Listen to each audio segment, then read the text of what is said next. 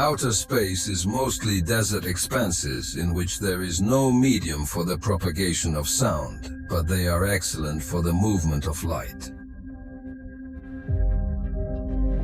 Light fills the universe thoroughly, and there's no sound. The entire universe is interlinked with VET, with light reaching every corner. But the sound of you sits on trillions of sound islands.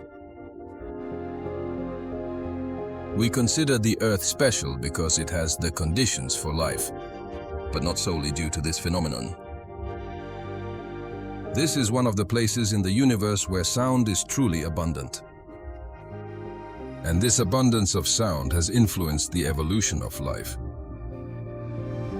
For terrestrial life forms, the ability to hear is a huge biological advantage. Because you can learn about the proximity of a predator or a prey, or about the source of plant food. So it is possible that extraterrestrial life will also use the ability to hear.